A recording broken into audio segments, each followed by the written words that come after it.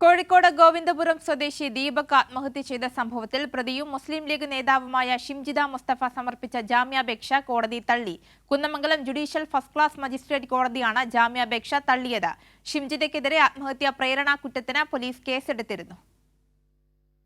Bus യാത്രയ്ക്കിടെ ലൈംഗിക അതിക്രമം നടത്തിയെന്നാരോപിച്ച് വീഡിയോ സമൂഹമാധ്യമങ്ങളിൽ പ്രചരിപ്പിച്ചതിൽ മനംനൊന്ത് ദീപക് ആത്മഹത്യ ചെയ്ത സംഭവത്തിലാണ് മുസ്ലിം ലീഗ് നേതാവായ ഷിംജിദ മുസ്തഫയുടെ ജാമ്യാപേക്ഷ കോടതി തള്ളിയത്. Kunnamangalam first class judicial magistrate കോടതിയാണ് ജാമ്യാപേക്ഷ പരിഗണിച്ചത്.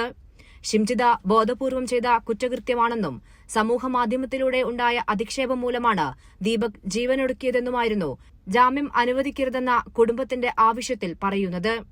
വീഡിയോ സമൂഹമാധ്യമങ്ങളിൽ പ്രചരിപ്പിച്ചത് ദീപകിനെ ആൾക്കൂട്ട വിചാരണയിലേക്ക് തള്ളിയിടുന്നതായും കേസന്വേഷണം പ്രാരംഭഘട്ടത്തിലാണെന്നും രാഷ്ട്രീയ പാർട്ടിയുടെ നേതാവായതിനാൽ പ്രതിക്ക് ജാമ്യം നൽകിയാൽ സാക്ഷികളെ സ്വാധീനിക്കും എന്നും പ്രോസിക്യൂഷൻ വാദിച്ചു. ദീപകിനെ അപമാനിക്കണമെന്ന് ദുരുദ്ദേശം ഉണ്ടായിരുന്നില്ല എന്നതാണ് പ്രതിഭാഗത്തിന്റെ കോടതിയിലെ വാദം. സമൂഹമാധ്യമങ്ങളിൽ വൈറലാവുക എന്ന ലക്ഷ്യം വെച്ചാണ് പ്രതി വീഡിയോ എഡിറ്റ് ചെയ്ത് സമൂഹമാധ്യമങ്ങളിൽ പ്രചരിപ്പിച്ചത് എന്നും പോലീസ് കോടതിയിൽ പറഞ്ഞു. ജാമ്യാപേക്ഷ തള്ളിയതോടെ പ്രതി ഷിംജിദയെ കസ്റ്റഡിയിൽ വാങ്ങി ചോദ്യം ചെയ്യാനായിരിക്കും പോലീസിന്റെ നീക്കം. കൈരളി ന്യൂസ്, കോഴിക്കോട്.